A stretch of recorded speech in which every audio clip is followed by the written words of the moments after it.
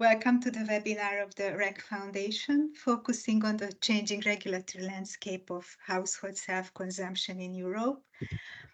The webinar is related to our ongoing research project, which is funded by the European Climate Foundation, and it investigates how member states are adapting their self-consumption schemes to comply with the requirements set in the EU legislation. Several research projects have focused recently on this subject, on consumer empowerment, which is seen as an important pillar of the green energy transition. But most of these research is focused mainly on the adoption of national regulations which facilitate the establishment and operation of energy sharing models. There are much fewer information available on how countries adjust their compensation systems to comply with the requirements of the Energy Market Directive to ensure fair allocation of network costs and providing prosumers with the opportunity to sell their generated electricity in the market and receive a sell rate for that which reflects market prices, either individually or collectively. This is what our webinar will focus on today, basically.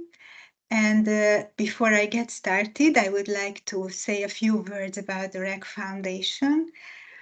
It was founded by the Regional Center for Energy Policy Research Group, the REC Group, and it has the mission to provide a platform for a dialogue among policymakers and stakeholders of the energy sector by facilitating expert forums to present and discuss energy policy initiatives, and also to share knowledge about the trends and policies in the energy markets via educational activities and research as well. And now, Katalin, can you share the slides, please? Yes, just a second.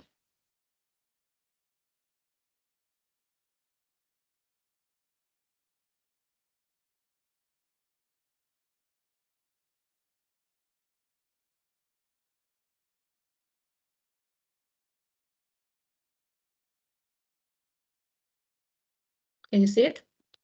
Yes. The second slide, maybe. Okay. So I would like to first introduce our guest speakers and the research team, and then we will have a greeting from the director of REC, László Szabó.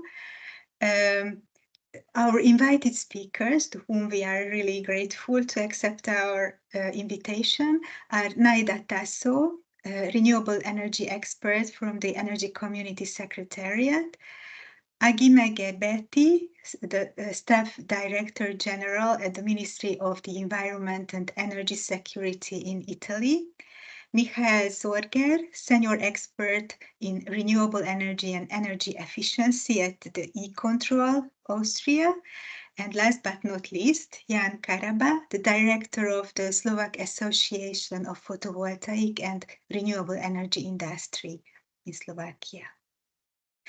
Our research team, of whom only two of us could participate today, unfortunately, three of us, basically. Bettina Dezsi is a research associate at REC, Alfa Diallo, Katalin Varga, and Mária Barteklesi, me, are senior research associates, and our director, László Szabó, is also contributing to our research project. And now I would like to ask him to greet you before we start the webinar.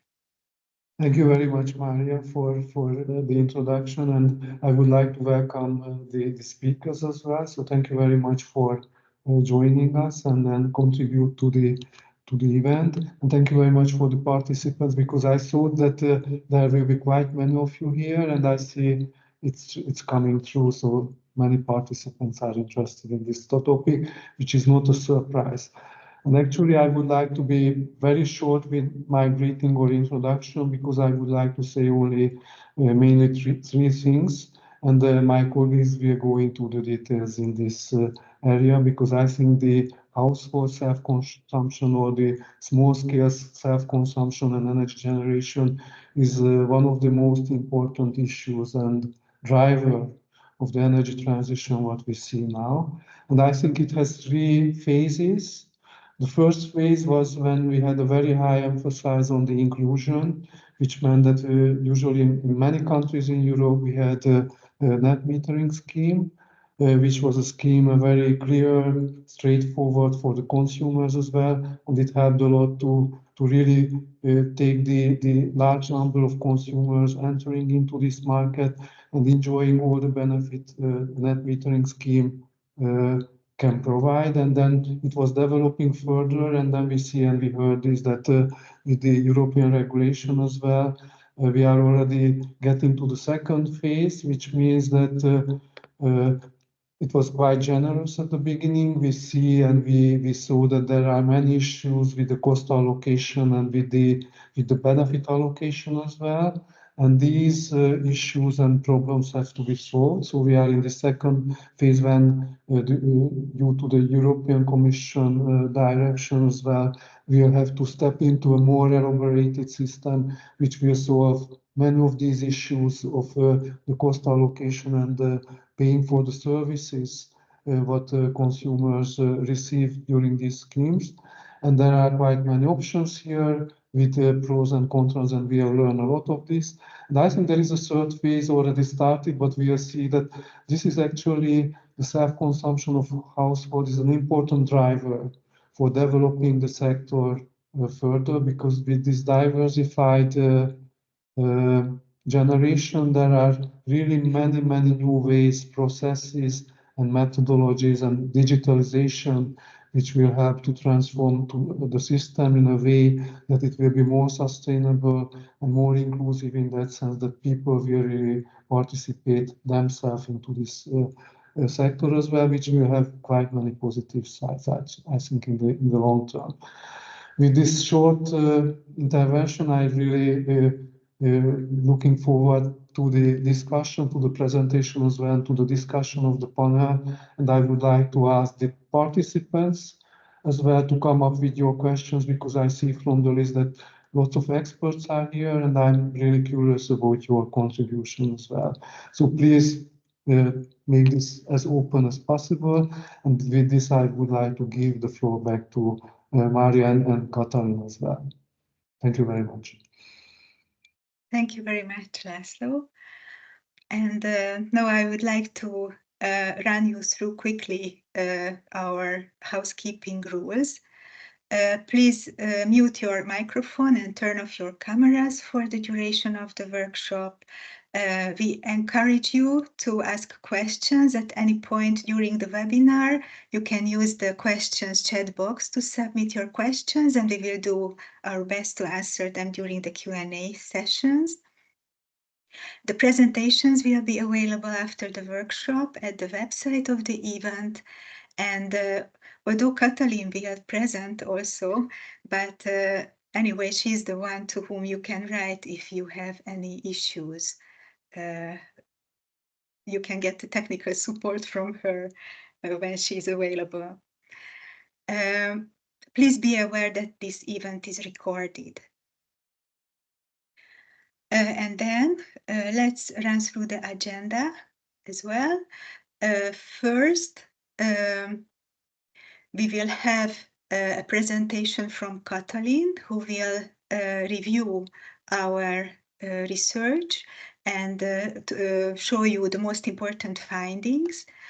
Then Naida will provide some insight into the self-consumption schemes applied in the contracting parties of the energy community.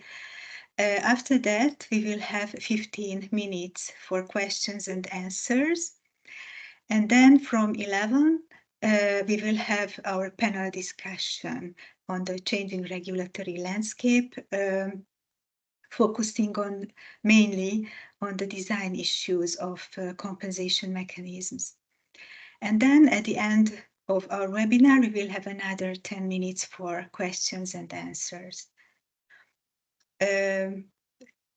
So with that, I would like to give the word to Kati. Hello, everybody. Welcome to our workshop. Thank you, Maria. So yes, I will be presenting the main findings of this report, which we prepare with the support of the European Climate Foundation. What were our research questions? As Maria already told, we wanted to analyze the changes and trends in the different household self-consumption schemes. Lots of countries were using net metering schemes, and we have here the Energy Community Secretariat. Also, lots of contracting parties there are still using the net metering scheme because it's very simple, easy, and very favorable for prosumers. But lots of countries are moving away from these and are imposing other schemes like net billing arrangements. So we wanted to have a look around among the member states, which countries have what kind of schemes. And we found that 3 main building blocks of these schemes can be analyzed. So it's not only the billing and metering arrangements which define a certain scheme, but the sale rate design is very important, and only the retail price design and system. And all these 3 building blocks combined define the schemes, which can be quite complex in those countries which transitioned away from the net metering schemes. We also would like to see how well these different schemes are working, what challenges they have, what barriers they pose on renewable energy installations, if they do so.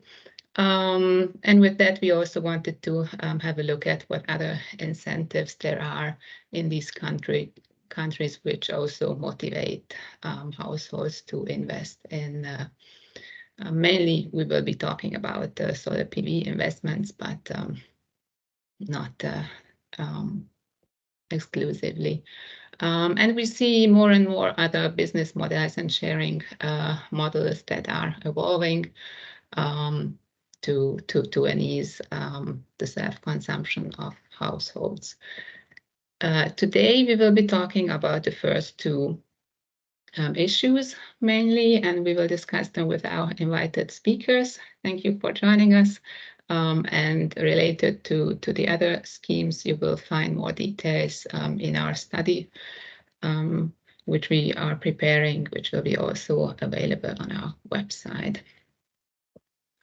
So Maria and Laszlo already addressed the changing regulatory framework. What are we exactly talking about? It's on the one hand the Electricity Market Directive, and especially part about active customers. And on the other hand, it's the Renewable Energy Directive, which also laid down the rules for renewable self-consumers. So those 2 combined made it necessary to account for network charges in both sides. Hello, good morning. To account for network charges separately in both directions. So not only for electricity supplied to the grid, but also taken from the grid. Good morning. And also the part on active customers says directly that all those schemes that do not account separately for electricity directions in both directions, they should be phased out. They should have been phased out till the end of last year for new installations. So not for the existing ones, but new rights cannot be granted for new investments. And in the Renewable Energy Directive, it is said that when prosumers are supplying electricity to the grid, they need to be remunerated for that with a fair price, which reflects the market value of that electricity. This is quite not really exact what reflect means, but this price, the sell rate, shall somehow be linked to the market value of electricity. The sell rate can also take into consideration some other factors like effect on the grid, on the environment, and the society. We didn't see examples for that here among the countries which we analyzed, but for example, in the US, you can see sell rates that are linked to effects on the grid, for example. And the directive, the Renewable Energy Directive, also says that in certain cases, grid tariffs or charges and fees, sorry, can be applied also to self-generated renewable electricity. And also that member states shall put into place enabling frameworks that support self-consumption of households and remove barriers and unjustified other factors. So these are this is the regulatory framework in which schemes are being operated, and some schemes had to be adjusted in order to comply with these regulations. So I mentioned the three building blocks of how we analyze the self-consumption schemes. One is the metering and billing arrangements, then the sell rate design, and then the retail design. So I will go through these. And basically, what we found to be a good source of grouping and information is this study by Zinnemann et al. It's a group from NREL, from the US, from the National Renewable Energy Laboratories, and they made a really well to understand grouping and definition of these schemes. Because what we have found during our research was that there is often quite some confusion with wording of these schemes, difficulties in definition and distinguishing among the different schemes. So we thought it would be good to go over also with you over these different concepts. So the one being net metering, the Hungarian audience for sure is familiar with this. In that case, there is a netting of the amounts produced and taken from the grid over a certain period. In Hungary, we have had a yearly net metering, which we still have it for existing installations, but new ones cannot enter the scheme anymore from this year. So net metering means that you are able, basically in a yearly netting, you are able to use your surplus electricity produced in summer, also during winter. This makes it very convenient for prosumers. It's an easy to understand scheme, and basically it's not a sell rate as such, but your surplus is being valued on the retail rate, basically. The disadvantage of this scheme is, as previously said, that you are not paying your fair grid fees in that scheme, because it can occur that you don't really pay at the end of the year for the electricity, and then if the amounts are netted. Also, the grid fees have been netted in case of Hungary.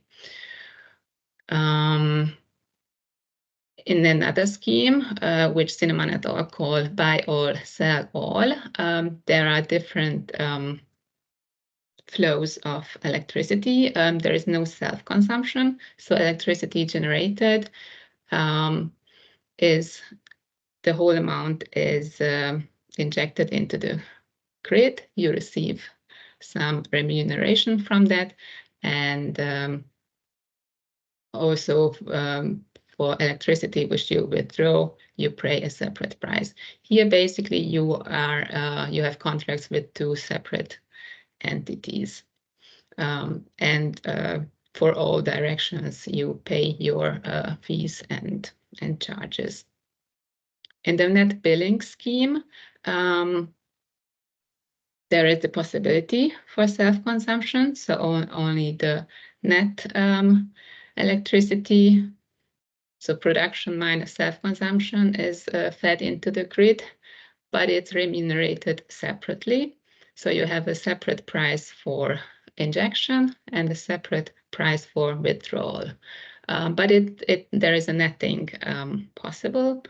That means that over, for example, a monthly billing period, electricity that you supply to the grid, the value of electricity supplied to the grid can be deducted from your consumption bill. These are the three main concepts from this study. But what we have found is that in several countries, there is a fourth kind of arrangement, and we call it separate metering and billing. This is very similar here. As you can see, the graph is very similar to the net billing one. So you have different flows of electricity, you have different prices, you have a sell rate and a different withdrawal rate, the retail rate. You pay all your charges in both directions. However, there is no netting of bills. You are in contractual relationship with mainly two different entities. So you receive separately your bill for consumption, and there is some kind of arrangement, a different one for accounting for your electricity injected. And in these cases, in separate metering and billing, and also net billing,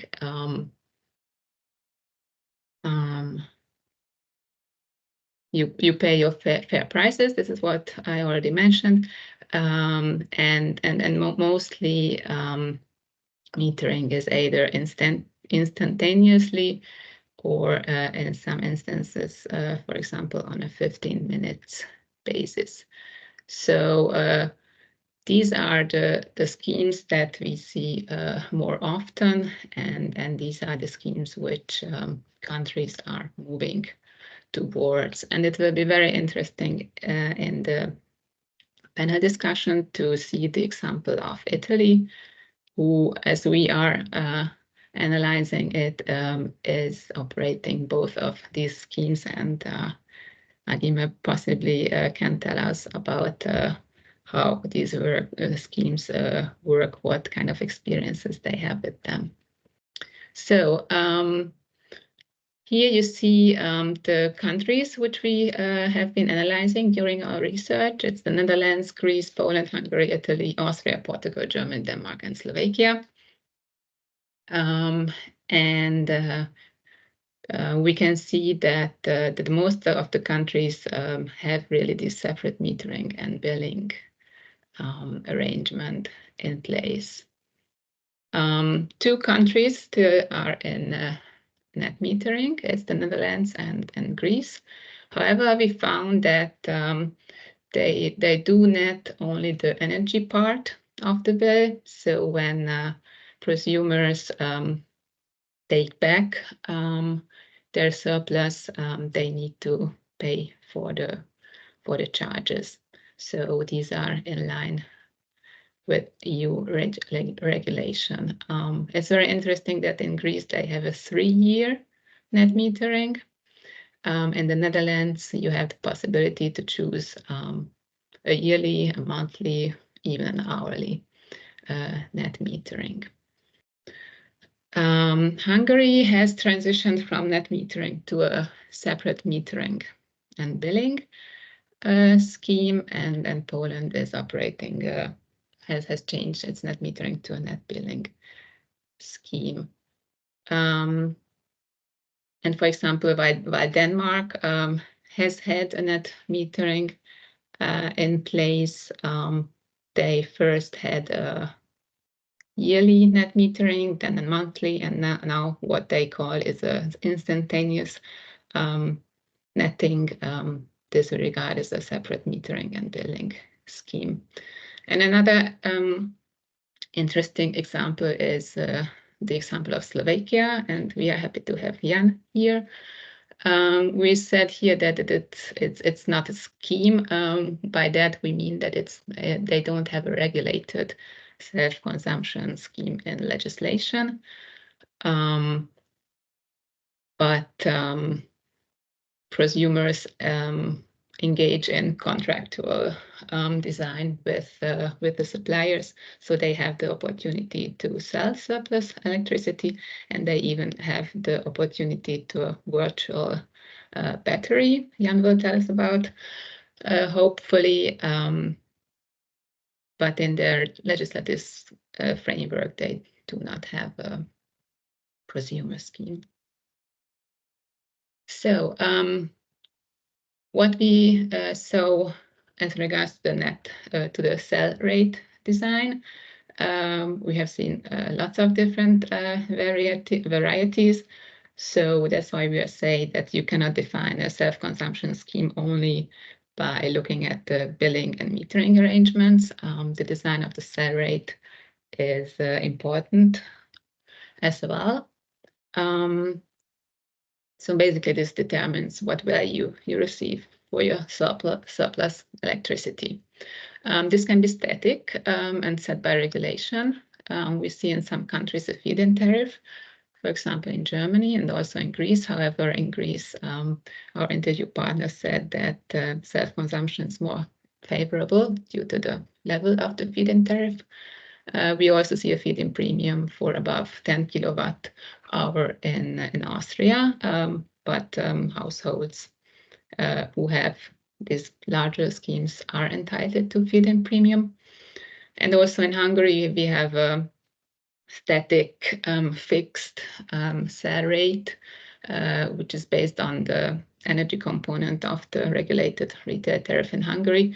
This is currently very low. It accounts for approximately 1 cent per kilowatt hour. And in other cases, the cell rate is mainly linked somehow to market pricing. It can be a spot price, for example, in Denmark. It can be an hourly pricing. It can be an average of hourly prices, for example, in Austria or Portugal. And as with some kind of linkage to market prices, you might be exposed to the variability of these prices. In some countries, you have upper or lower caps or both during or between which the cell rate can vary. And we also saw examples where the cell rate is not determined by regulation, but prosumers engage with their suppliers on a contractual basis, and they agree in their contracts on the cell rate, for example, in Slovakia. And an interesting example is the example of Portugal, where prosumers engage with aggregators. Basically, most of the suppliers and are also aggregators, but you as a prosumer sell your surplus to the aggregator. If you cannot find one, there is an aggregator of last support. Sorry for that. And then besides the sell rate itself, it's also important to have a look at what other charges there are on surplus electricity. We only saw grid tariffs charged on injected electricity in Denmark. And for your surplus, income taxes may apply, but usually, as we are talking about households, there is a certain threshold below which you are not you don't need to pay income taxes. And the third element is the retail rate design, which is also very important to analyze self-consumption and the possibilities which prosumers have in adjusting to market signals. There are lots of studies about retail schemes in different countries, so I won't go into detail on that. We only wanted to sum up that basically it's not only the energy fees which determine the retail prices, but also the grid tariffs and some other fees that come on top. And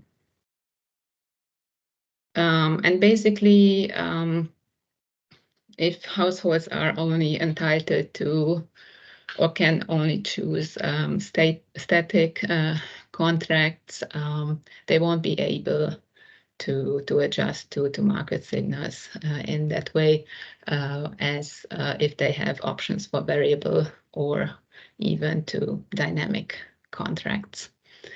In case of grid tariffs, we saw that there are huge locational differences in Germany, where they have more than 800 DSOs and very much differing grid fees.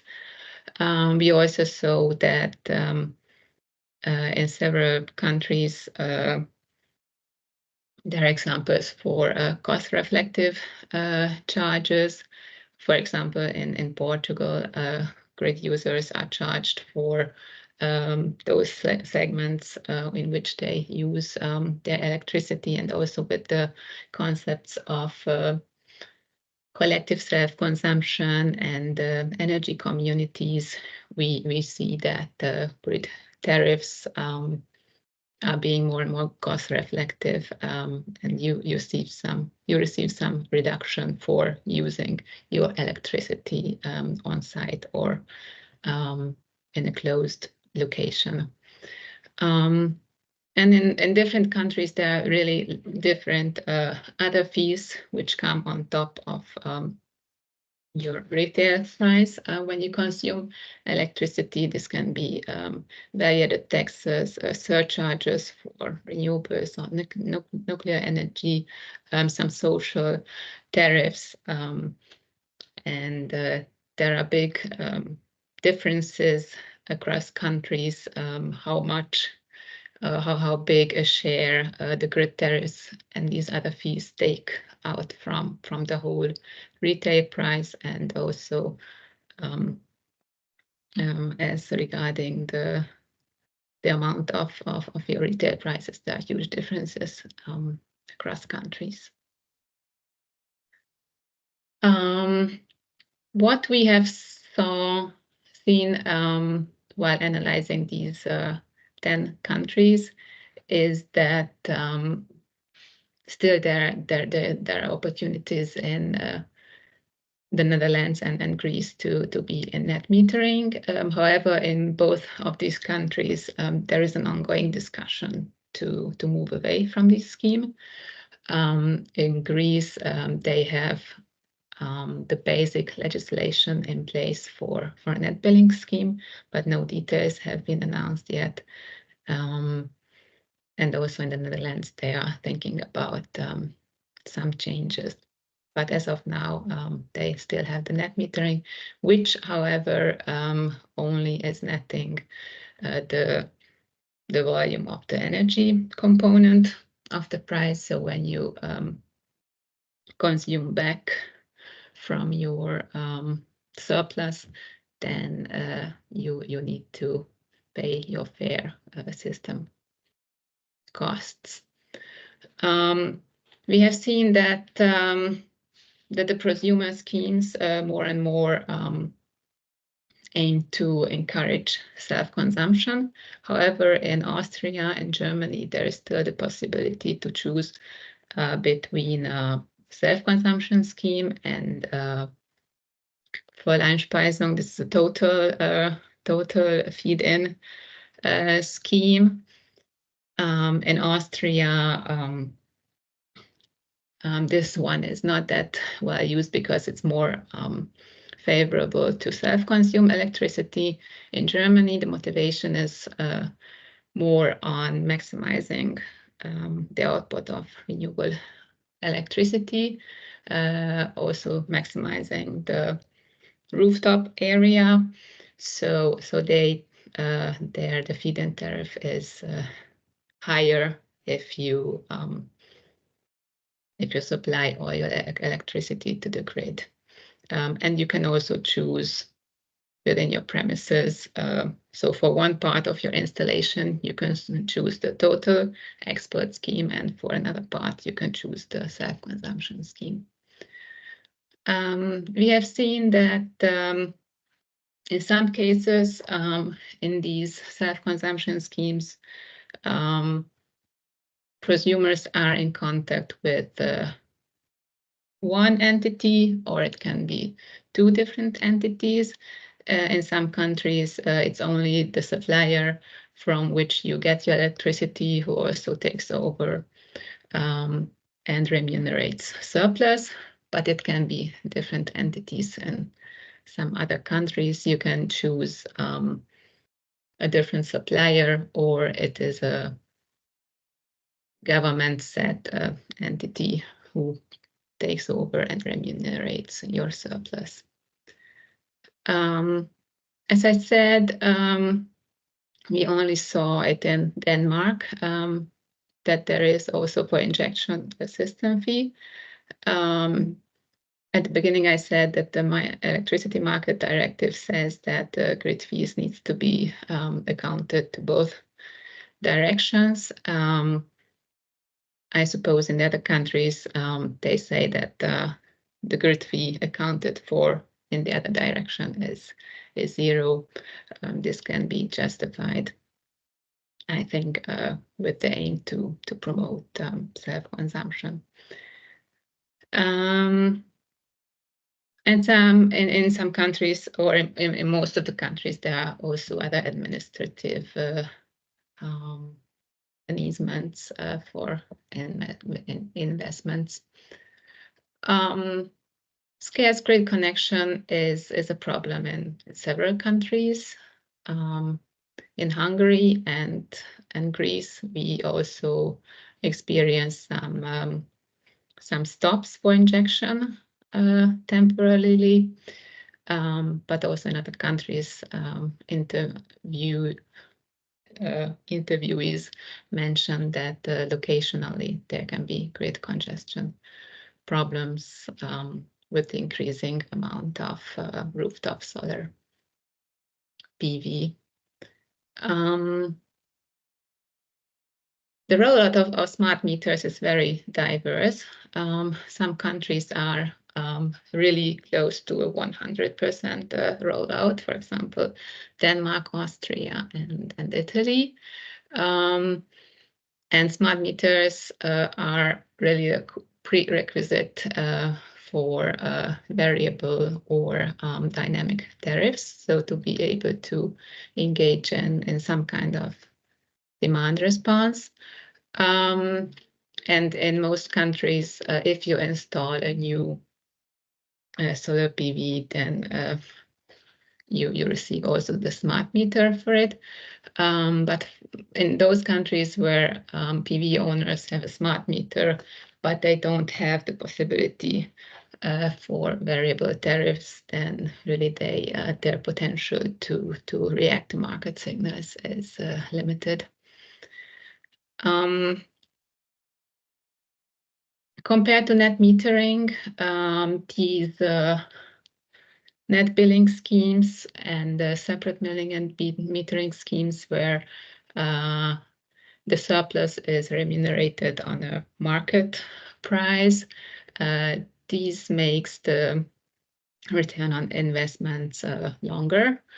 So some kind of other schemes and subsidies are available in almost all analyzed countries, except for Denmark. So Denmark is really going for a clearly market-based approach. So neither for household schemes nor for the bigger installations, utility scale investments, they do not operate support schemes. Investments are being realized through PPAs, mostly in the bigger sector. But most of the countries provide investment grants, tax reductions, favorable loans, etc., to motivate households to still engage in renewable energy installations. And the other part which can help to maximize the rate of self-consumption is installing household batteries, storage systems, and we see it in several countries that investment support schemes are directed to combine PV and storage schemes. And another way how the rate of self-consumption, or even, let's say, how the value of the surplus electricity can be increased or maximized is different concepts of electricity sharing. For example, collective self-consumption or energy communities, and we see that these are getting more and more frequent in several countries. In some countries, the secondary legislation for these schemes is still missing, but I think this is the direction into which countries are going to move forward. So to sum up, what we have found is that actually really countries are transitioning away from net metering to the more advanced schemes of net billing and what we call separate metering and billing. And I hope that during the panel discussion we can share some experiences with these schemes, also to NAIDA and the National Energy Community contracting parties. And we also saw that these new schemes are more and more complex. So this is also, I think, what will be addressed in the panel discussion, how these schemes can still be made interesting to prosumers and not too complicated. So thank you for your attention, and Maria, the floor is yours. Thank you very much, Katalin, for the great overview.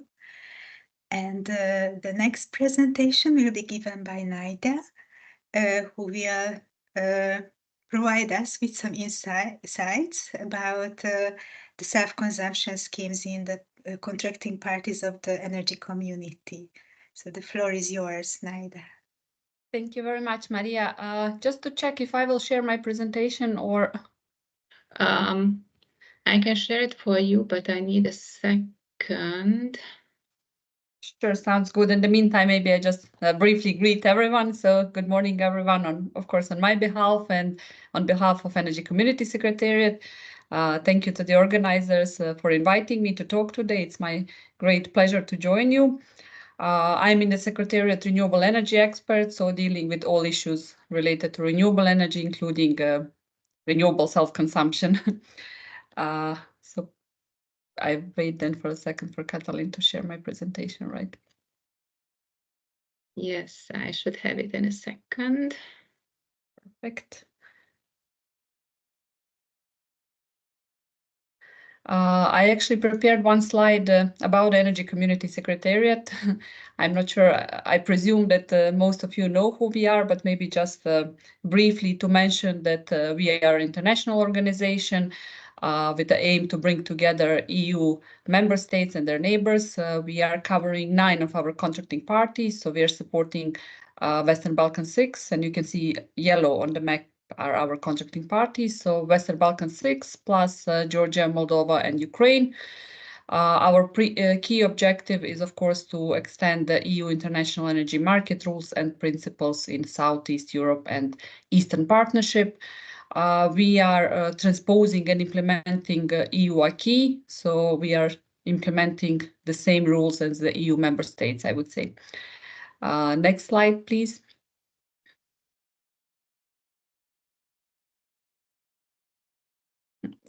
Next slide.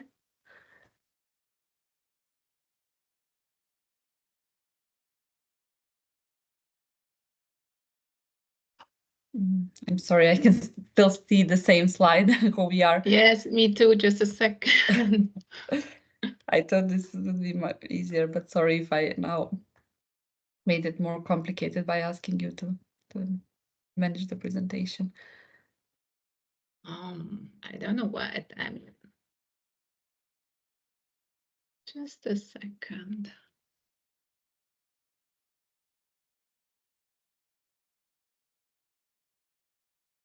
No.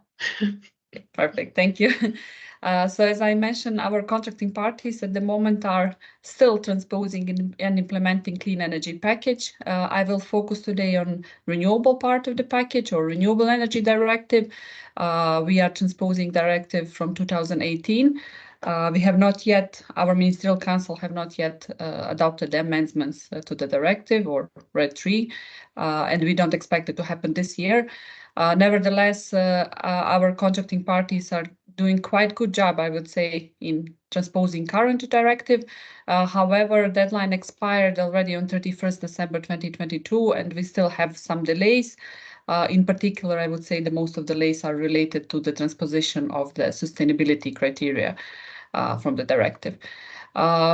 Just briefly, so there are several new provisions in the directive compared to previous one, which are related to market-based support scheme, active role of consumers, which is the focus of today's event, so self-consumers and energy communities, and then sustainability criteria, and so on. I would also like to mention that our contracting parties, the same as EU member states, have adopted 2030 targets for renewable energy, energy efficiency, and greenhouse gas emissions reduction. When it comes to the renewable energy, we have overall energy community target and the national target for each contracting party. So overall energy community target is 31%. Currently, our contracting parties are developing and finalizing actually their national energy and climate plans.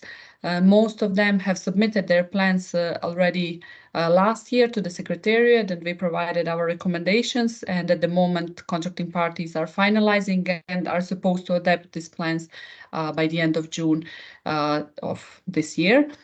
Why this is also important for this topic, because we expect contracting parties not only to provide the policies and measures related to increasing self-consumption, but also preferably to have a target for self-consumption, which is closely linked to 2030 target for renewable energy. Next slide, please. So renewable directive, and Katalin already explained this in more detail, provides or sets the basis for introduction of renewable energy consumers. I have to say, even before Renewable Directive was published back in 2018, we published our first policy guidelines supporting those contracting parties which expressed interest to give the possibility for the consumers to be in the center of the energy transition and to enable self-consumption. So directive itself, in only one article, provides the basis allowing self-consumers to maintain the rights as a consumers, to get the remuneration of the electricity fed to the grid, as in detail explained by Katalin, then not to be subject to discriminatory or disappropriate charges and procedures, to have a guarantee for benefits for individual and jointly active self-consumers, and to, in adequate manner, contribute to the overall cost sharing of the systems. Next slide, please. However, as I said, there's only one article explaining these obligations and possibilities for self-consumers. Therefore, actually, Energy Community Secretariat back in 2020 updated our initial policy guidelines on self-consumption and provided more details in specific areas as listed here. So we focused on the policy framework, providing the summary of policies and measures which need to be included in national energy and climate plans. Then, of course, legal and regulatory framework, technical requirements for self-consumers, characteristics applicable to small-scale self-consumers, then access to the market, access to the network possibilities, and explaining different charges, taxes, and levies options for the application for the self-consumption. You can find our policy guidelines on our website, and just 2 months ago we also published similar policy guidelines focusing on energy communities, both renewable and citizen energy communities. Next slide, please. So now this is I wanted just to show you the snapshot of current situation in our contracting parties when it comes to self-consumption. This data is a bit outdated, I have to say. This is from our CBAM tracker report, which was published in June last year. So data is from first quarter of 2023. At the moment, we are collecting new data for the new report. And I can say that in some countries, number of self-consumers as well as installed capacities doubled or even tripled. In that case, I would say that Serbia is leading in this expansion of self-consumption after the adoption of amendments to renewables law, and the same case is also for Bosnia and Herzegovina. Bosnia and Herzegovina actually now have all 3 laws in both entities and in Brčko district adopted, enabling self-consumption. Federation at the moment is finalizing secondary legislation, so we expect also increase of this number in Bosnia and Herzegovina as well. But this is just for you to have a initial look on what we are having at the moment in contracting parties. Next slide, please. Also, what is interesting when it comes to our contracting parties, that there are different installation capacity limits in different countries. I put together here the slide. I will not go into the details because you will receive the presentation later, but you can see that in some countries there are differences for household and legal entities. For the installed capacity. In some countries, like in Montenegro at the moment, there is no limit. In some country, limit is linked, in some contracting parties, limit is linked to consumers' contracted connection capacity and so on. In the contracting parties, which have different capacity limits for households and legal entities, this is usually also linked to remuneration scheme. In most cases, for household, net metering is still kept, and for legal entities, net billing is introduced. Next slide, please. So this is at the moment the case what we are having. Some countries have net metering, some net billing. So Albania, as of 1st of January this year, switched completely to net billing. In Bosnia and Herzegovina, we still have net metering for household and net billing for industries. Georgia at the moment have only net metering, sorry, but they are at the moment also finalizing amendments to renewable law to fully transpose RED II, and they expect also soon to switch to net billing. Then we have Kosovo and Moldova, who recently adopted new renewable energy laws introducing net billing. Montenegro, also in final stage with the law, still have net metering in place. In North Macedonia, we have net billing. In Serbia, similar to Bosnia and Herzegovina, there are different remuneration schemes for household and larger or industries.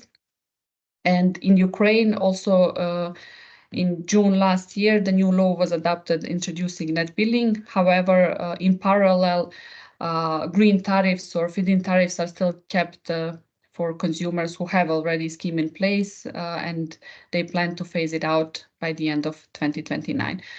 So I would say if we make a comparison to the presentation what Katalin was showing us, our contracting parties are actually going hand in hand with introduction of new schemes together with EU member states. Next slide, please. So I think this is perhaps most interesting slide because here I actually tried to put together some information about challenges and of course then also recommendations. Perhaps this will be also in detail discussed in our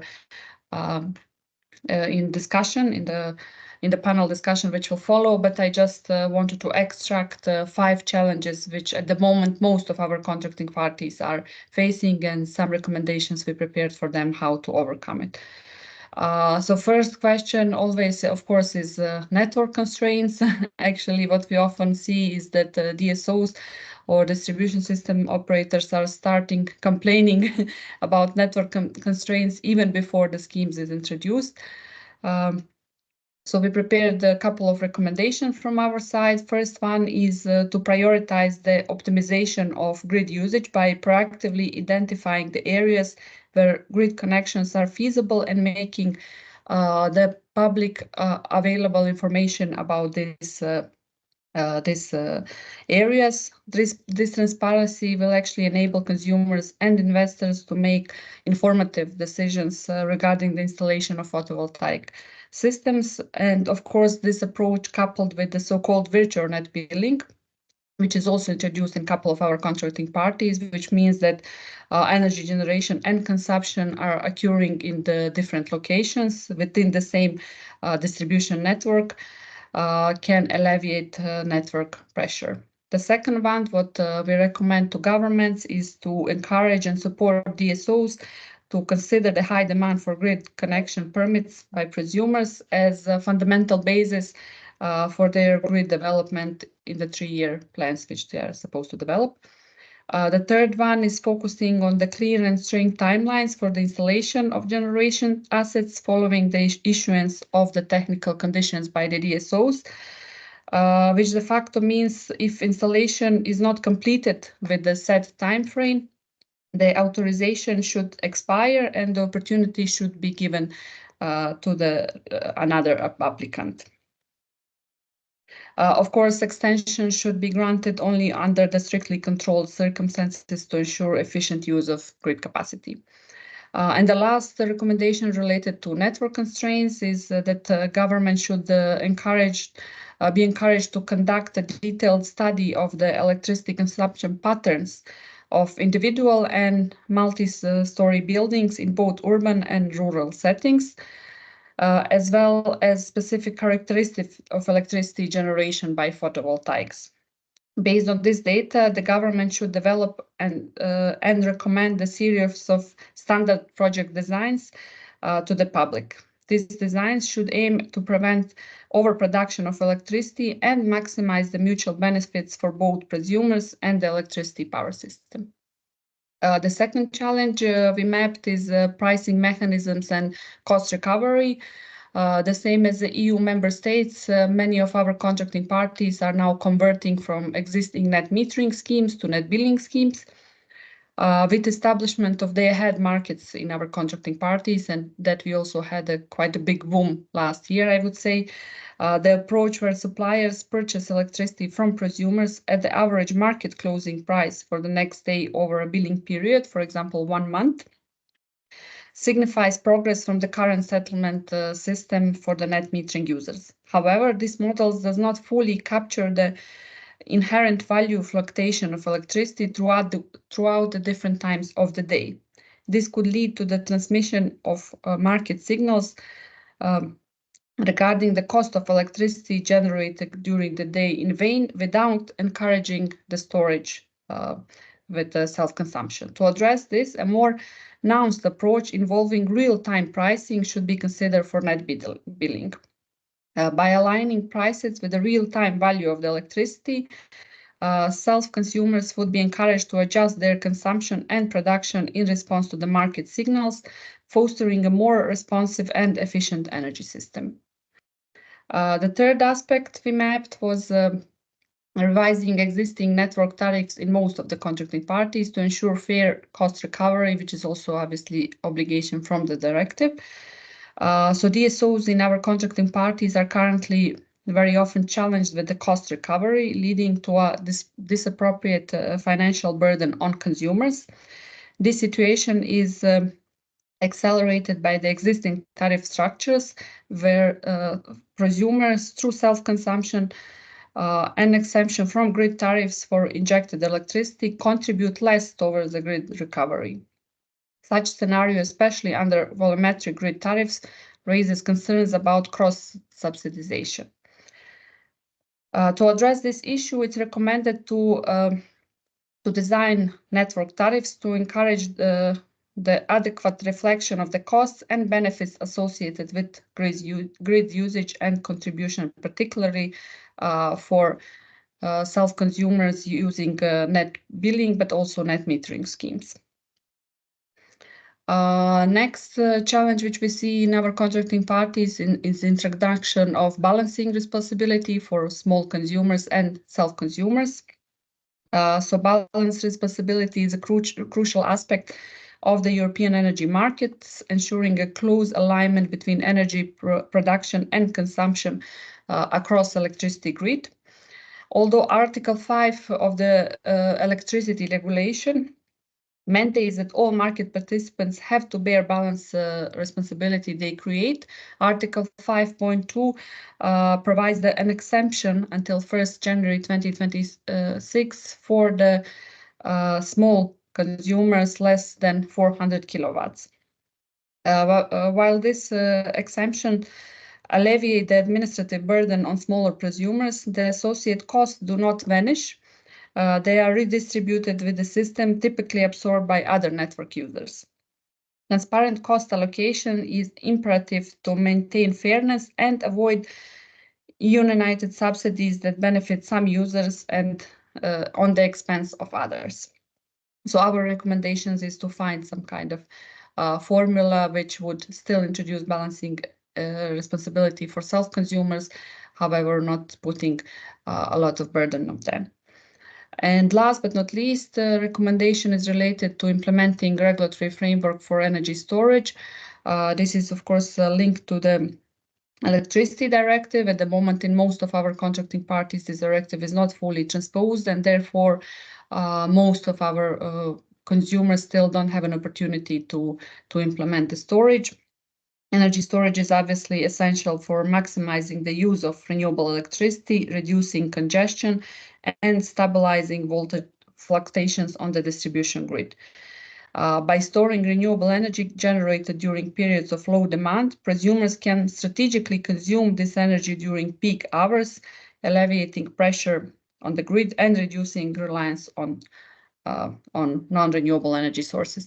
I think I will stop here because we will go into the details of this during our panel discussion. So thank you very much for your time, and I'm looking forward to your questions. Thank you very much, Naida, for the great insights. Unfortunately, we are running behind our schedule, and please confirm, Katalin, that I cannot see any questions in the chat. Can you? No, not yet, but we encourage everybody to write questions, and we can then also incorporate them into the panel, I think. So maybe if you could just enter your questions in the chat, that would be great. And we could then move to our panel discussion. I would like to ask our speakers to turn their cameras on.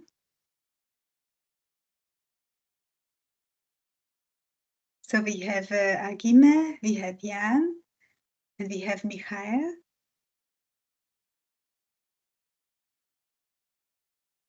And see me. Yet.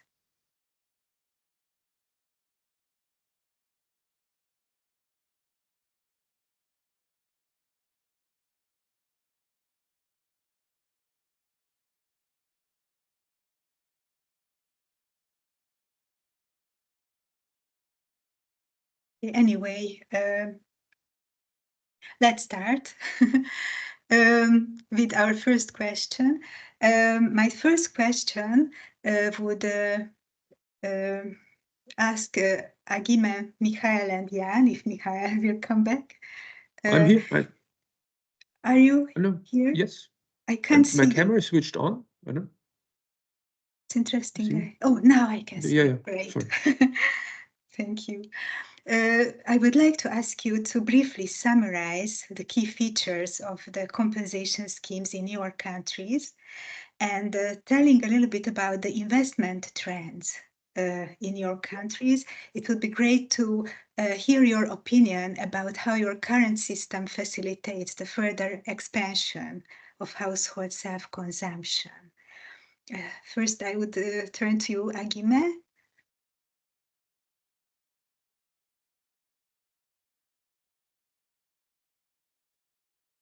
Good morning to everybody. Thank you for the invitation. And thank you to Katalin that explained in details and very well the Italian system of scambio sul posto.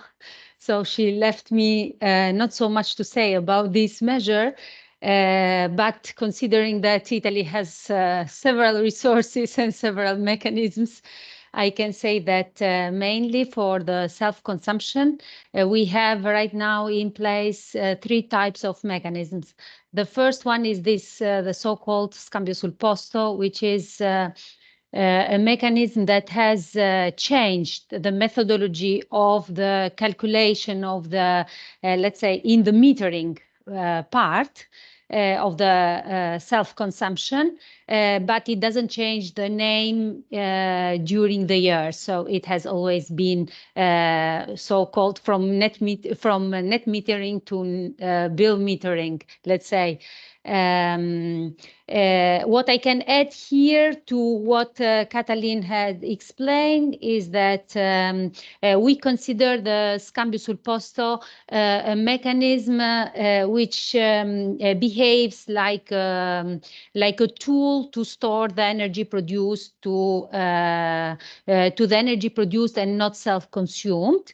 And it is necessary to have to satisfy a condition. So the end customers, the end consumer that can access to this service have to belong to a simple production and consumption system. I try to translate this, the name that we give in Italy, which means that you need to have at least one plant that produced, and the point of consumption must be directly linked to it.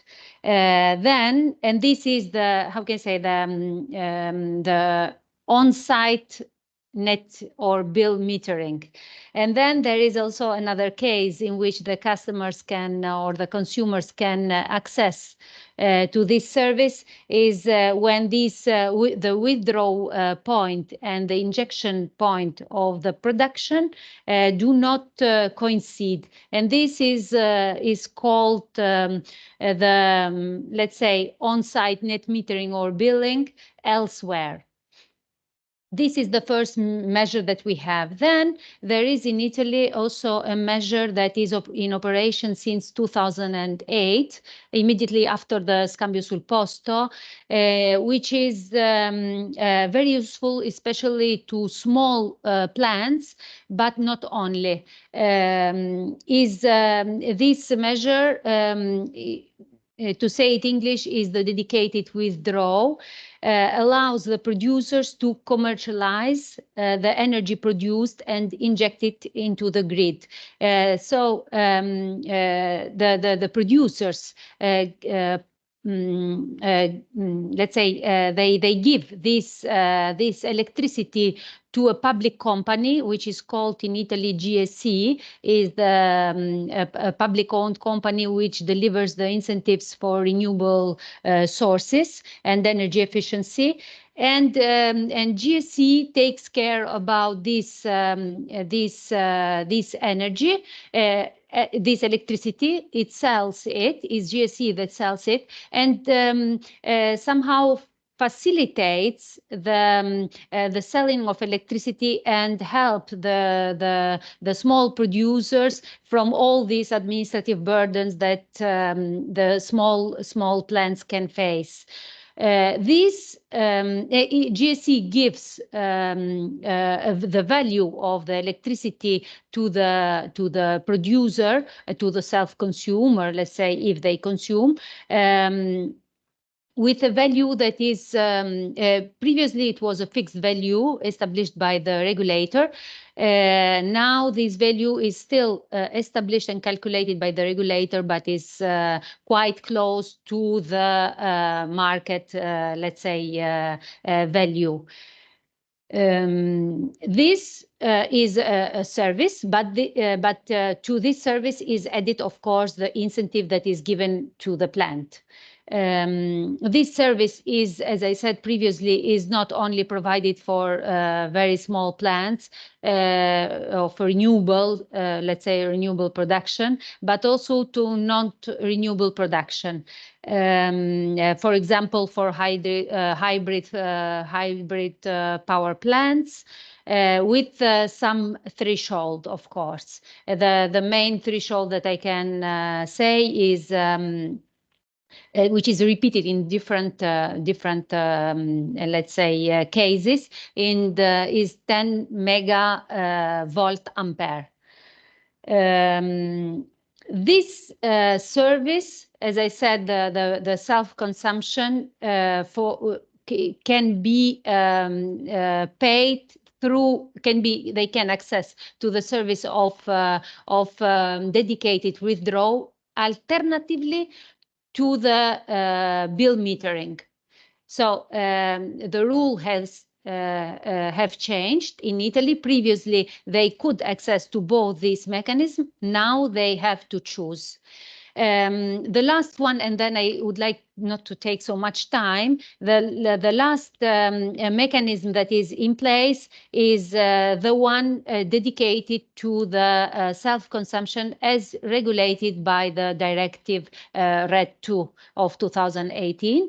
In Italy, it has been transposed. With the transposition, we phased out also the bill metering. Of course, there are some provisions there. We introduced the different configuration of self-consumption. At the same time, when we adopted this decree, it was this year, January, and the operation rules were adopted in April, so are very, how can I say, recent. We introduced the three configuration by decree, by law, incentive for the remote self-consumer, incentives to the groups of self-consumers, and incentives to renewable energy communities. As I said previously, with this decree, in contemporary, the regulator introduced or updated the rules for the configurations of the self-consumption, and recognized in Italy in this document that is called Integrated Text for Widespread Self-Consumption, introduced 7 types of possible configurations. This is linked also to the valorization of the contribution that relates to the grid. And there is a long list of 7 types. So are included active consumer groups acting collectively, the citizen energy communities, renewable energy communities, individual self-consumption, also let's say, virtual and on-site. Maybe further on, I will give some other additional details if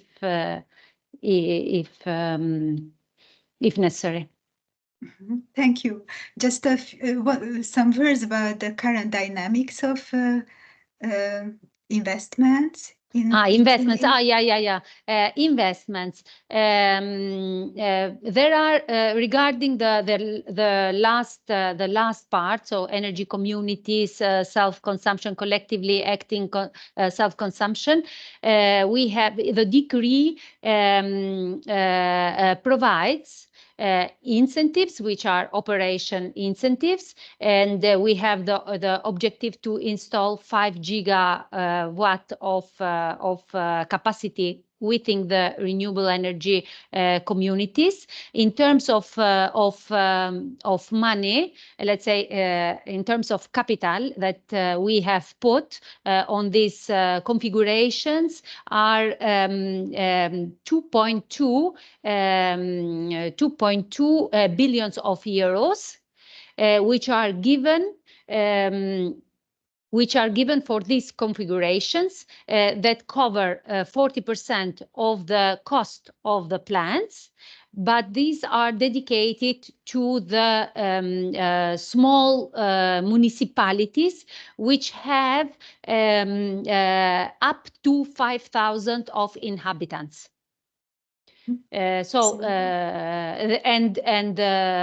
If you want, I can also say how much they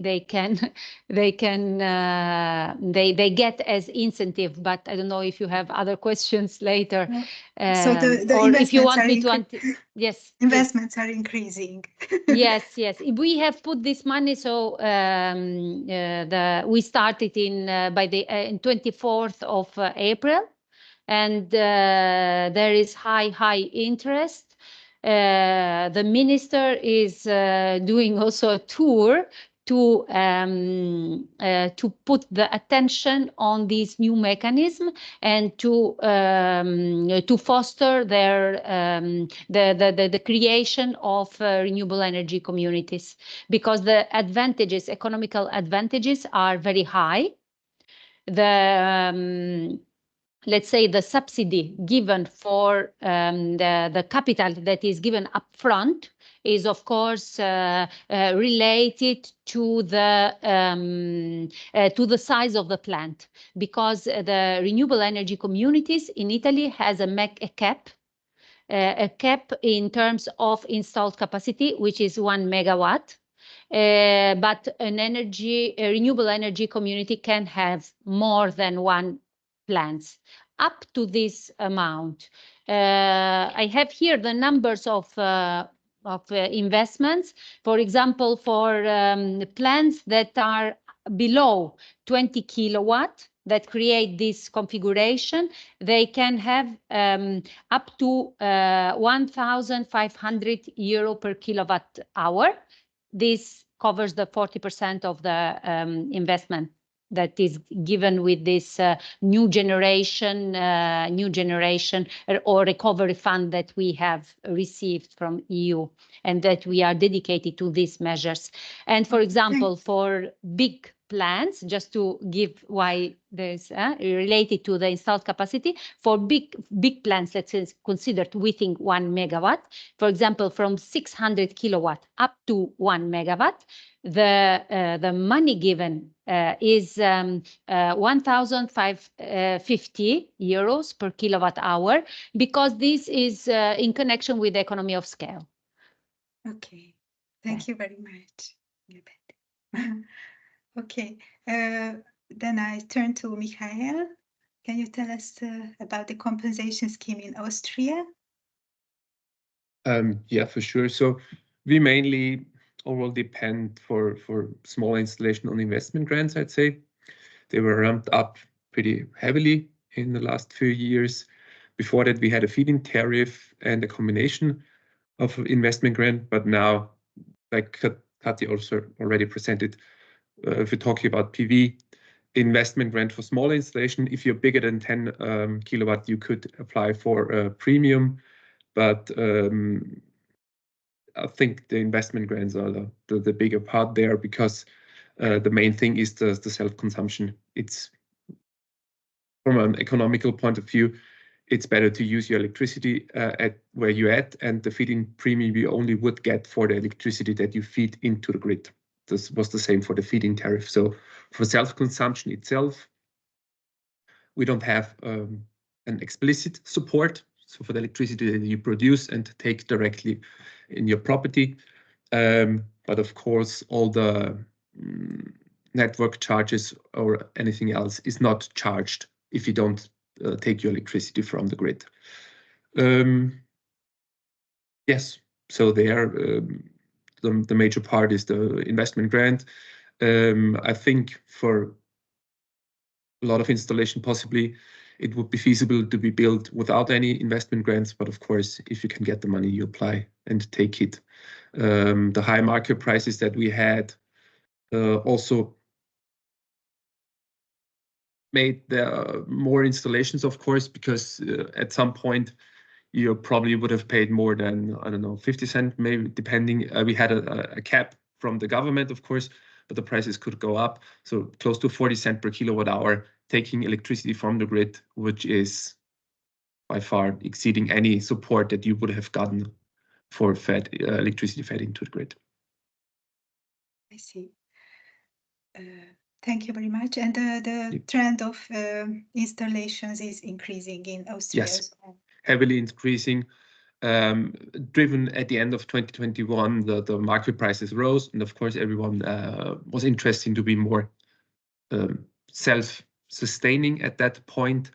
Now we saw then, I think that the PV installation, the prices for PV installations went up too, because of not enough installations coming to Austria.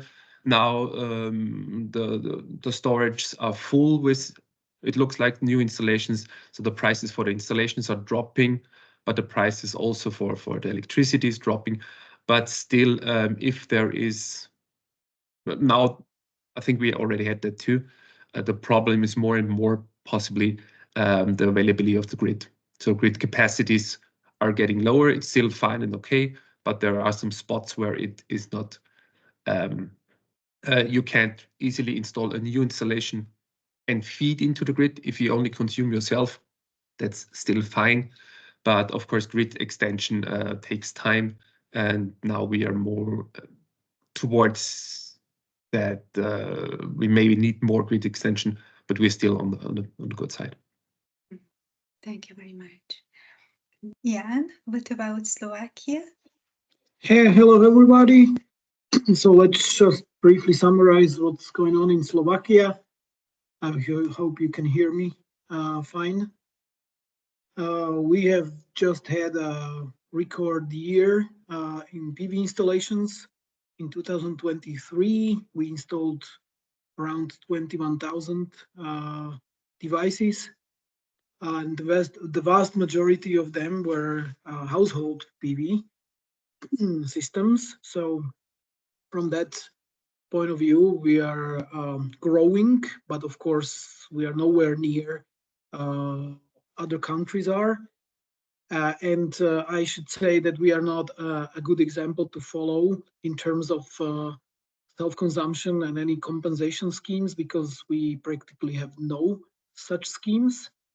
The only advantage that our households can utilize is the net billing scheme, which is actually in the category of special net billing, because you get charged for what you inject. You can deduct it from the product consumption based on your contract that you have with your supplier, but then you still get charged the network charges. So we have a separate price for injection and for consumption. But from the hardware point of view, the meters, the electrical meters, they support the net billing on a 15 minutes period. So that's fine because we can already net it. We don't have to wait for a whole month to net it. We can net it directly. And otherwise, there is only free market in Slovakia. The state doesn't support anything else. There is no surplus, no premium. We only have small investment subsidies, which are also lower than in other countries. So, but despite of this, Slovak households are very interested in having their own PV systems, and they are ready to install more. We still haven't reached any significant share of our potential in the rooftop PV, so we expect that we will be able to grow even more.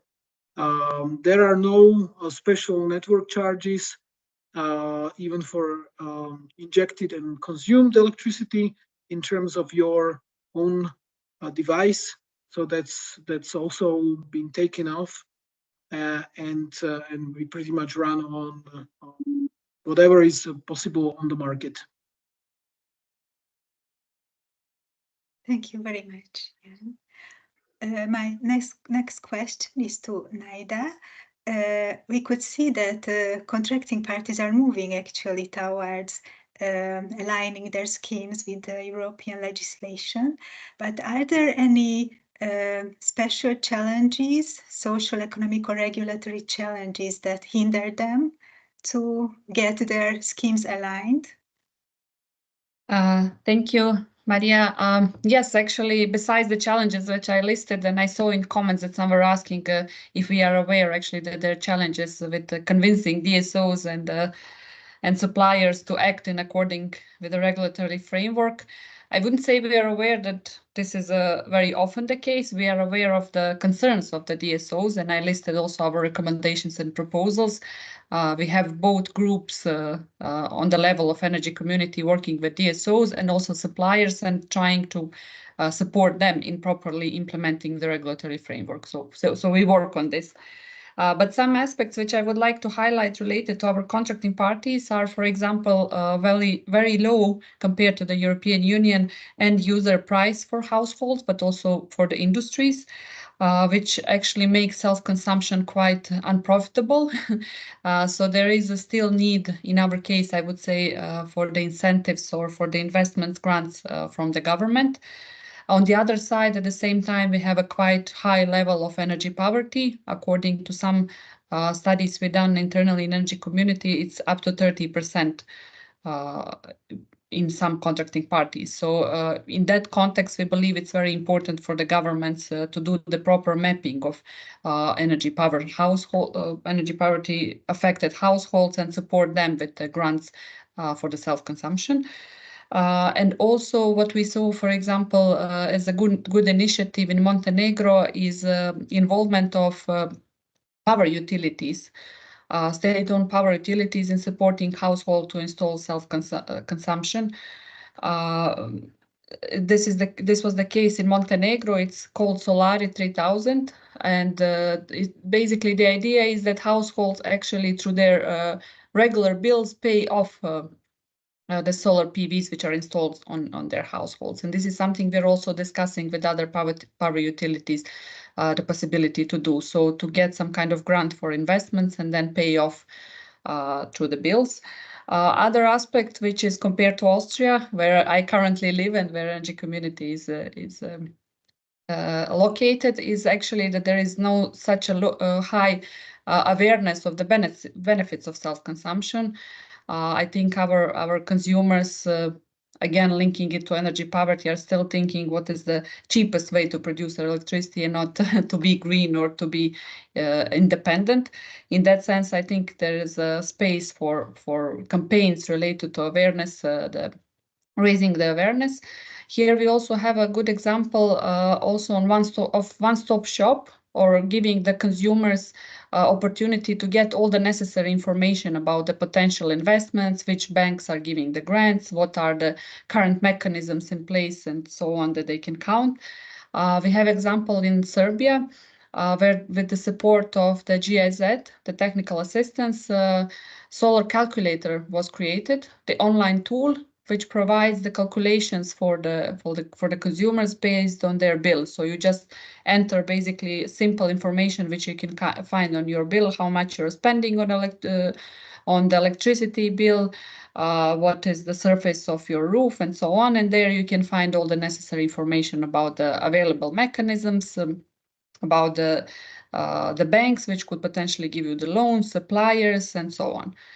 And the last thing which I would also like to emphasize, I'm sure this is the case in the EU as well, we have already now, although the implementation is not as high as it should be, we have already now issues with the certified installers for solar PV, and this is also one of the obligations arising from renewable directive, and we are trying to support governments to create a necessary framework for certification of installers for solar PVs. Great, thank you very much, Naida. My next question is a little bit more complex. It is recommended that household self-consumption should be designed in a way that it's really convenient, straightforward, easy to understand, it's simple, but at the same time, there are also other criteria which they should meet, including ensuring the fair returns of households and mitigating negative effects on the electricity grid. And one approach to encourage contribution to system flexibility is by designing sell rates that reflect actual market prices, as it was suggested by the EU legislation as well. However, the variability which is introduced by such a pricing can make the income quite unpredictable, and also the payback of investments quite unpredictable. Not to talk about the fact that there are more and more hours in which the prices in the market turn into quite low values or even negative values. Do you have any solutions to reconcile this kind of trade-off in your compensation mechanisms? Agime?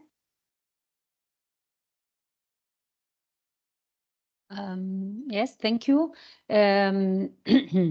In Italy, the configuration of renewable energy communities and collective self-consumption, they can participate in the scheme that has been introduced in January this year. Let's say the incentive tariff is composed by a fixed tariff for 20 years. This tariff varies on the installed capacity of your plant. So from 0 to 1 megawatt. So if you have an installed capacity of below 200 kilowatts, you can get a fixed rate of 80 euros. When it's over 600 kilowatts, you can get 60 euro per megawatt hour of your plant. This is the fixed part. So it's 60, 70, 80 in three, let's say, three groups. Then there is the variable part. The variable part is linked to the market price. There is also a ceiling that we have had based to the geolocalization of the plant. So if you are in the south of Italy, you have a cap is always in these three, let's say, three groups. For example, for very small, below 200 kilowatts is 120 euros. And for the, let's say, the largest one, 100 euros. On top of this, there are also other incentives. I mentioned previously the incentive in capital cost of the plant. Then we have they can access easily to the ritiro dedicato, which is the dedicated withdrawal.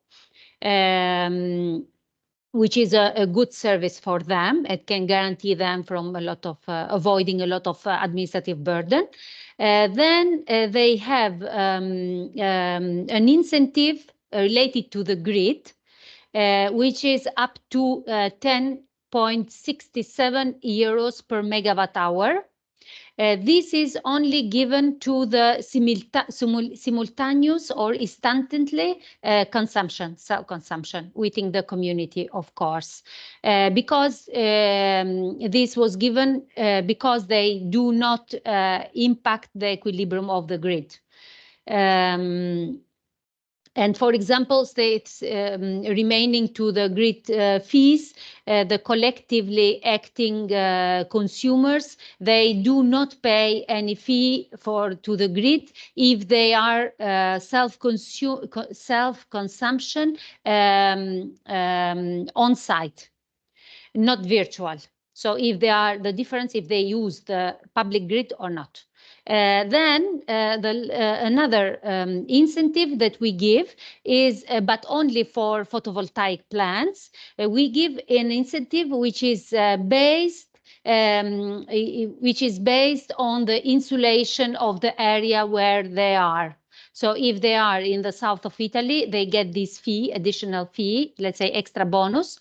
No, sorry, if they are in the north, they get this extra bonus because the insulation is low. And when they are built in the south, the insulation is high, so they do not have access to this tariff. Another thing that I may add that can be useful is that we tried our best to limit the benefits of the renewable energy communities to householders, not explicitly, but let's say that to not to avoid to give the benefits to, for example, SMEs, considering that all of us know who can be a member of the renewable energy communities.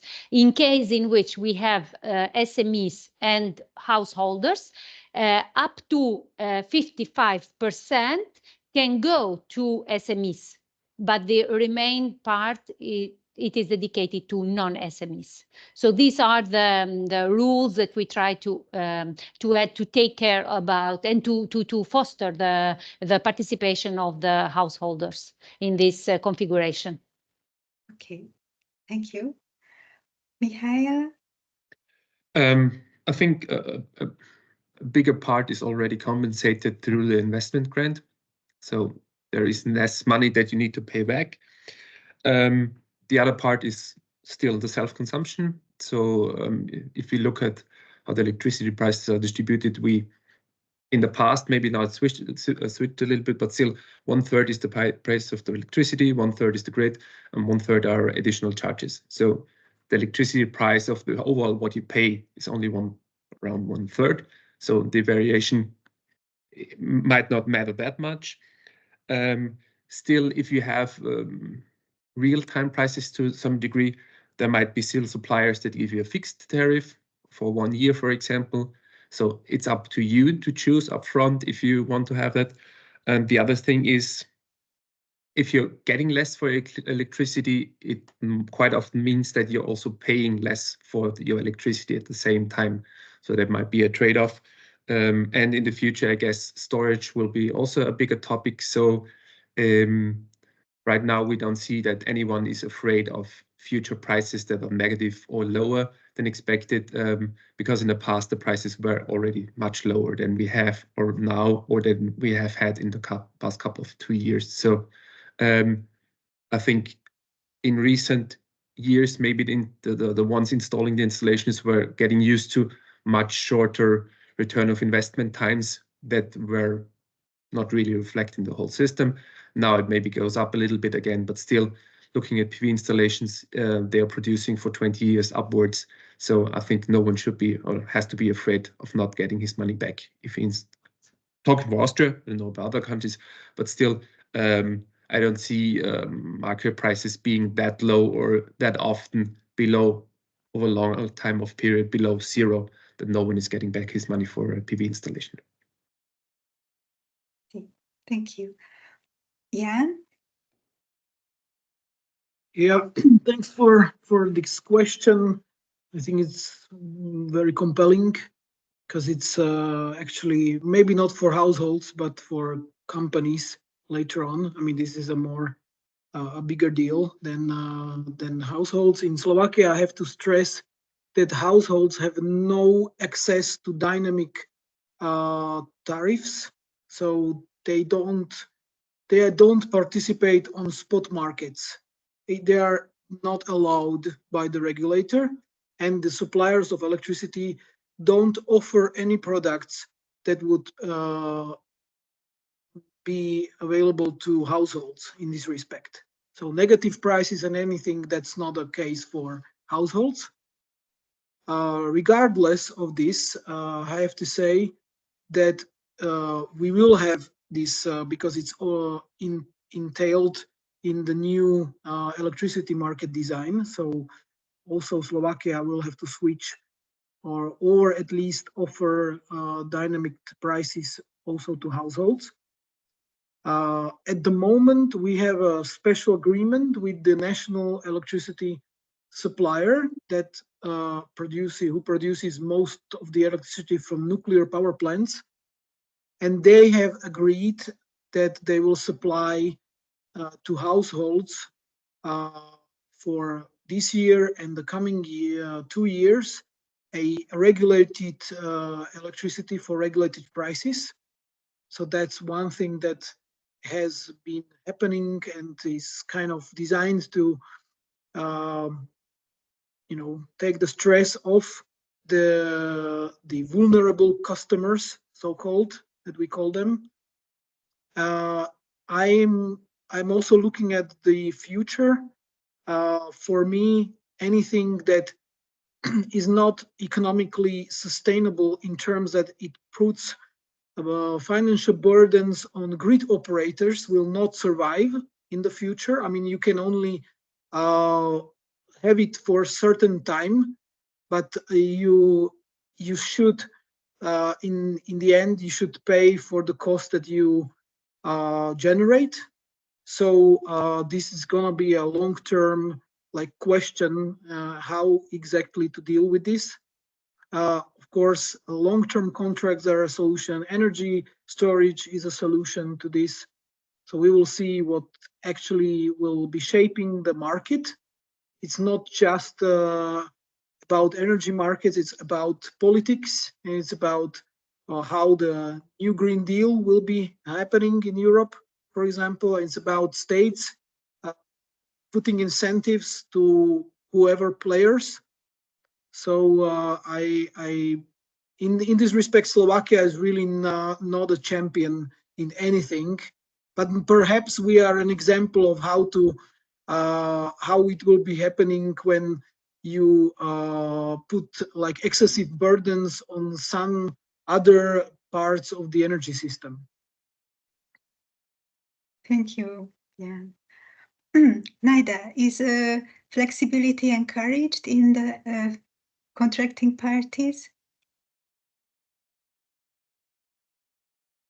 Well, it is encouraged, but the question is whether it's implemented and also fully transposed in the regulatory framework. So this is one of the challenges we are still working on, I would say, when it comes to integrating self-consumers into the network. Mm-hmm. Okay. Thank you. My next question is related to the advantages and disadvantages related to net billing versus separate metering and billing, because it's an interesting question why countries choose one or the other. If we compare these two schemes, it seems that the net billing is more convenient for households because they can utilize their revenues as a monetary credit, which can offset some of their future consumption, and they can receive a single bill with the net amounts. So there is no need to ask for the payout and enter into different contracts, perhaps. Still, we can see that some of the countries choose the separate billing and metering and billing rather than the net billing. And my question is, why is that so? For example, in Italy, you are moving from net billing to separate metering and billing. Why is that so?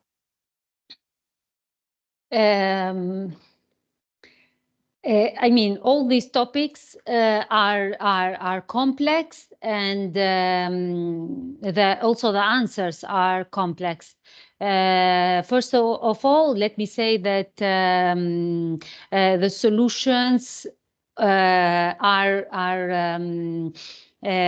not closed in one measure.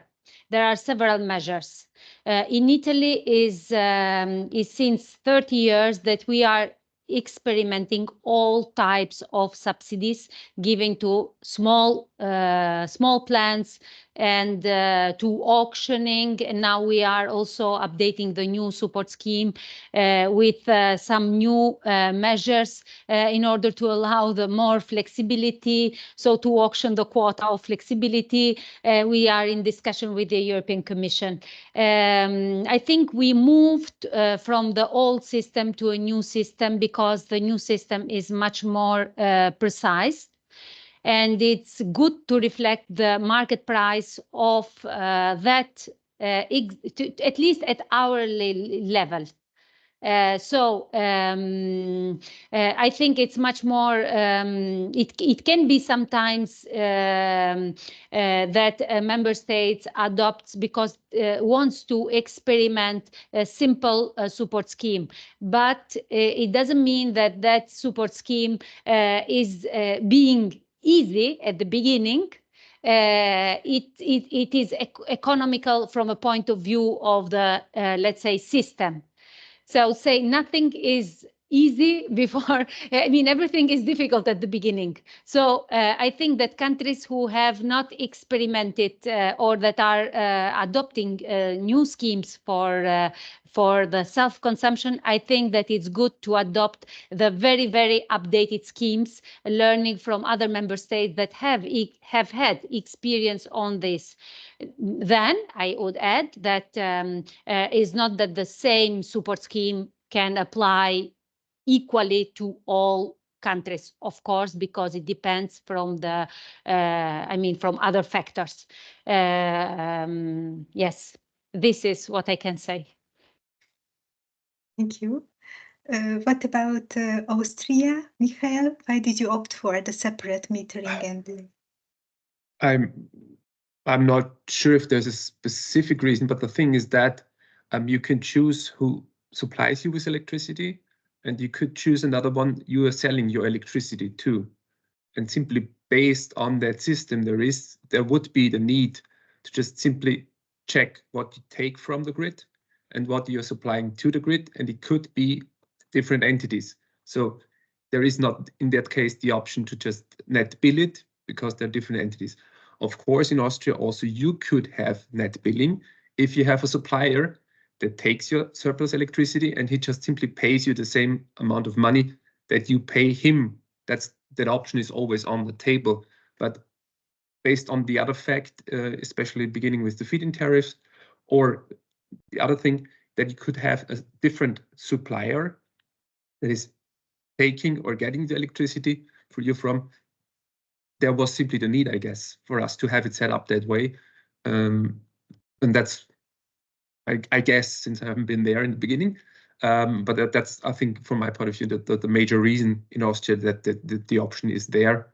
And like I said, you could, of course, technically have net billing too, depending on the supplier and how the contract is set up. But the other option needs to be possible in Austria because of the option that to have different persons involved. Thank you. And Jan, in your case, you actually have net billing in most cases, don't you? Yeah, we have net billing, but with like special conditions, because we have net metering without, if you don't want to participate in anything, then you have net metering because you are net metered against your injection. Then it remains what you want to do with the surplus of electricity, whether you want to sign a contract for the so-called virtual battery, which is actually a way of deducing the injected surplus against your consumption, and it depends on the market conditions and the very offer of a supplier.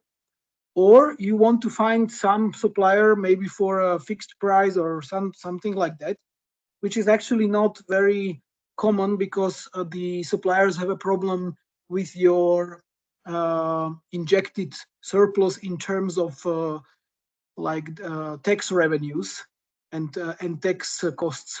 So this is not supported by the state, as I mentioned. So there is nothing, not even guidelines about this. So it remains to be dealt and agreed on with between the, let's say, the active consumer and the electricity off-taker, or it can be the off-taker and the supplier as the same entity, but it remains on you whether you want to do it this way or not. In either way, you still pay for the injected surplus, you still pay for the network charges when you want to deduce it. If you want to just supply it and sell it, then you don't pay anything else, but then you need to find the right off-taker. So that's the way it works. And you are not entitled for green certificates as well. That's only for companies. So, and there is no surplus or any premium that you should get. So that's the way it works. I see. Okay. And so I don't think we will be moving it into any kind of system because the state doesn't want to support this kind of relationships. They certainly don't want to support with any other public support than subsidies and these small source subsidies, where you get a portion of the costs back by a subsidy. So that's the only scheme that we have. Mm-hmm. Can I add something? Yes. I think that, and I hope that because with the new directive 2018, the last one, the previous, but has been confirmed also with the RED 3, now we are in presence of the EU auctions for renewable projects. I think this will help European Union and also the energy community countries one day will be together, hopefully soon, to have subsidies all at EU level, at least for some projects.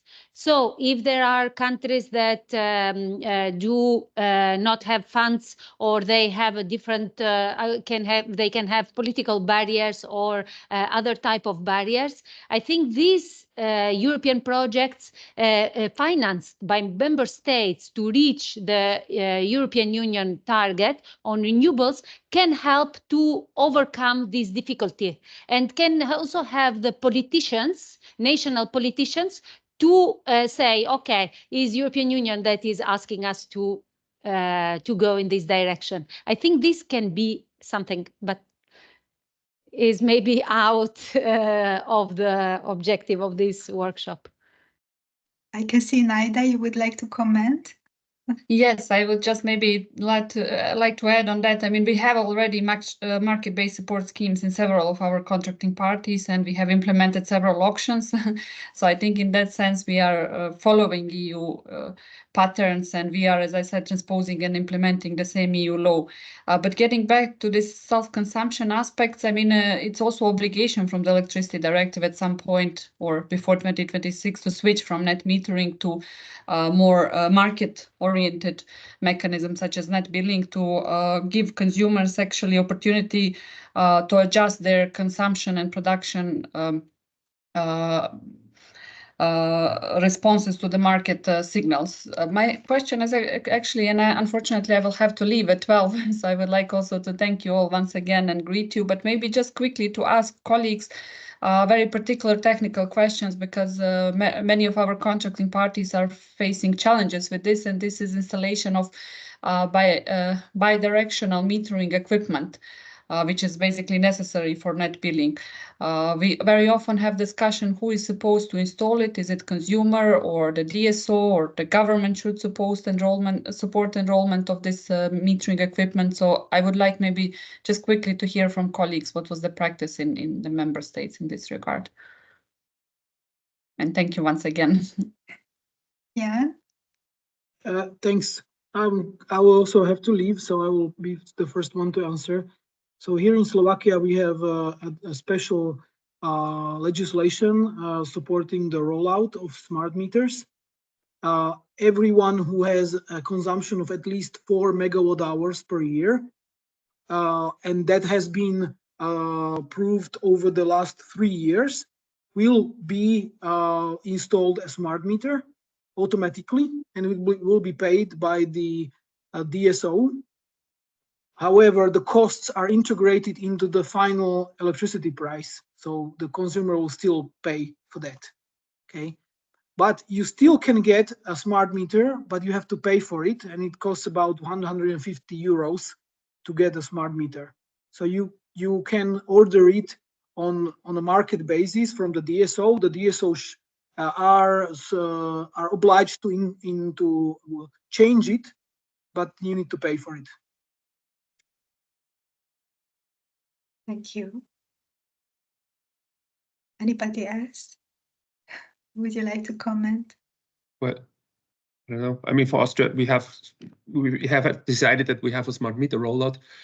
We are above 90%, close to 99%, and everyone has to have or has to get a smart meter. And like Jan said, the DSO just simply charge the costs to all the customers. Yeah. Yeah, the same for Italy. I'm sure that the installation of the smart meter is done by the DSO. I'm not sure who is paying for this, but yes, we are very, very advanced on the smart meters. Yeah.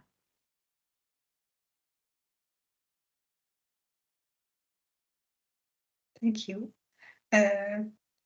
I don't want to ask any more questions because we are running out of time. I would rather turn to some of the questions before we close our webinar. There is a long question from Sasha Savici. I guess some of those questions, some parts of the question was already addressed by Naida, but there are also some other questions like who do you consider are the best partners for creating a regulatory landscape for energy communities in your country? Government, local institutions, DSO, supplier, NGO, citizens, and so on. I can say that DSO are not allowed to be members of the energy community, renewable energy community, because it's written in the directive that big companies are not allowed to be member, and companies who exercise the, let's say, that have professionality on the field of energy cannot be member of the energy community. They Yeah. So sorry, I think the question is not whether they can be partners, but whether they can be partners in creating regulatory landscape. Yes, I was coming to this.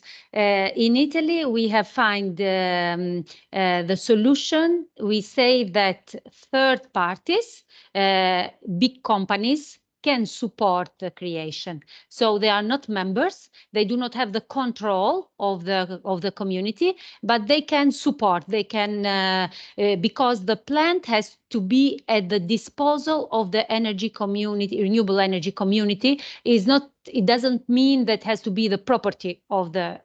So the third party can have a role. The DSO can have a role. Okay, thank you very much, Naida. I know you have to leave soon. Yes, thank you. I'm actually also sending the links to our policy guidelines because we have actually, I mentioned before, both policy guidelines on self-consumption, but also on energy communities. And in these policy guidelines on energy communities, we are comparing also renewable and citizen energy communities from the Renewables Directive and Electricity Directive. So over there, you can also find the details, who can be the member of the community and so on. But I have to mention that at the moment in our contracting parties, besides Serbia, which had, I think, only first one renewable energy community, we don't have these projects yet in place. We just now are finalizing legal framework and regulatory, and I think that all stakeholders should be involved, especially those on the local level and especially those who should support at the later stage implementation. So I think it's also very important to involve the local communities, to involve municipalities who should partner with communities in creation already of the regulatory framework, and of course the DSOs who will be again facing the challenges in integrating new players. So I shared also the links to both of our policy guidelines for those who are interested. I will have to run now, but thank you once again. And the presentation will be shared. Also, my contact, I think you will have. So if you have any further questions related to situation in our contracting parties, I would be happy to get in touch and continue discussion. Thank you very much. Thank you very much, Naida, for being with us, for all the interesting insights. Thank you. One last question until Mikhail is with us. Adam Solnoki asked how much the average electricity price and network charge is in Austria for residential users. I have to check again, since we had really high prices. We had a cap from the government that was everything up to 40 cents per kilowatt hour is covered. I think before the crisis, market prices, we were around, I think, overall, with all the charges, around 20 cents per kilowatt hour. Now it's going there again. So I think for a household, we're a little bit above 20 cents per kilowatt hour if it would be a regular price without the caps that were put into place before. So.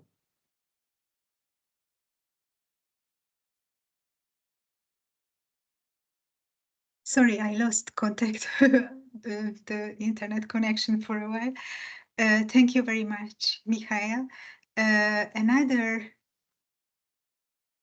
question here is whether, Agime, you could be so kind to share the link to the document you mentioned for wider self-consumption with 7 models. Sorry, say it again. Which kind of information?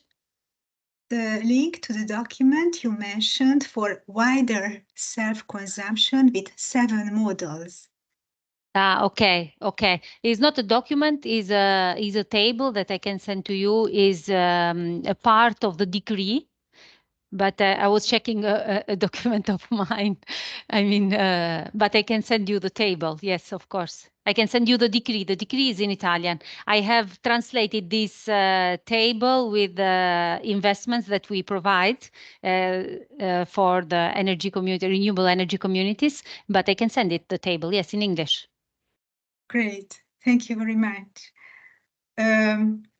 Unfortunately, we ran out of time, and there would be quite many interesting questions still to discuss, but we don't have time for that now. I would like to thank all of you for your contribution, for accepting our invitation. And in case you have any other questions, please connect us, reach out to us. And we will also have our report ready by early June, hopefully, and you will find it in our webpage. So thank you all for attending our webinar. Hope to see you again soon in our events. Have a nice day.